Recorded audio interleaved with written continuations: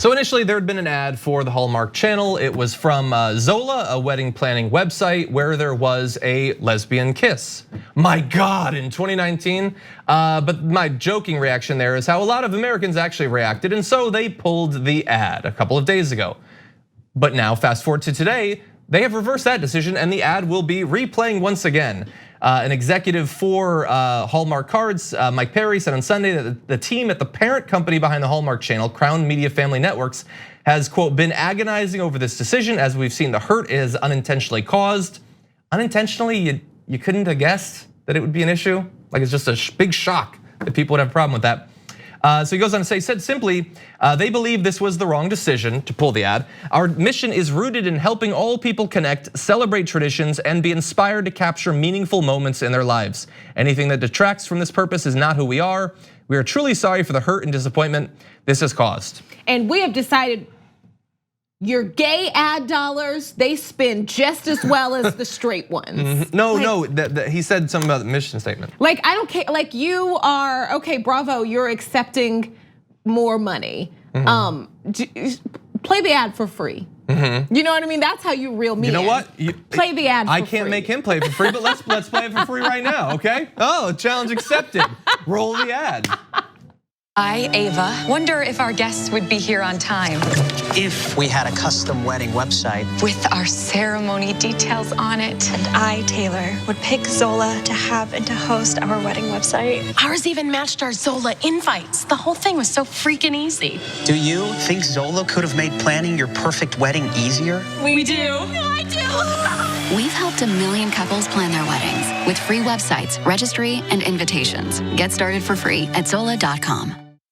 It's cute. Who could possibly have a problem with that ad? That was the first ad, yeah. It was adorable. It was really cute, yeah. And you know, I wish I had known about that there were websites like that, because I just planned mine and it was kind of hell. And you know, luckily, the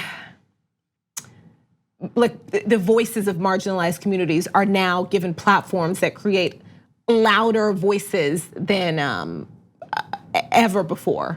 Luckily, because pulling that is a response to like the bigotry and those people and your fear that they won't watch your Christmas movie. Like, I don't know, like what, you know what I mean? Like they're afraid of, they're afraid that a whole bunch of conservatives are gonna boycott. Is Candace Cameron Bure gonna stop starring in those films? Well, but what if nobody wants to watch it because now they're anti-Christian? But luckily, and there are a lot of LGBTQ plus people who are Christians, like, you know what I mean? That is like 100% they matter true. too. Yes. And I think that luckily the voice on the other side is louder now, because that's what this decision is about. Because nobody in charge knew anything different before they made the decision to pull it. But they learned after. What changed was that the voices who were against, like, supporting and perpetuating homophobia were louder. Yeah. Fortunately, they were louder, and what they didn't know before they pulled the ad or declined to air the ads were that there are more of these people. Yeah.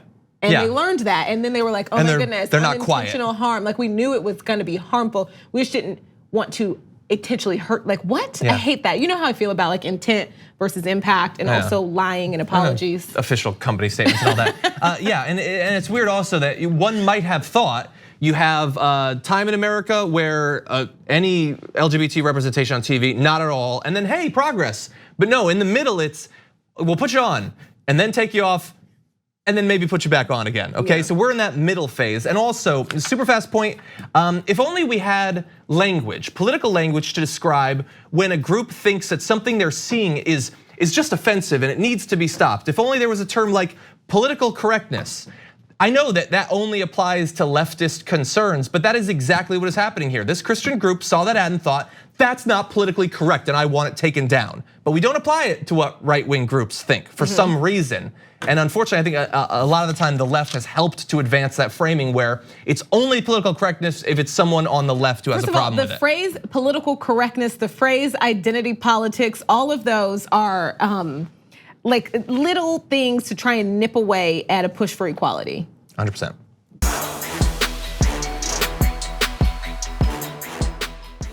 Check out the Damage Report podcast each day, wherever you get your podcasts, whether Pocket Casts or Stitcher or iTunes. You can join me as I give you the news and stories you want, with a range of co-hosts and interview guests jumping in on the fun each day.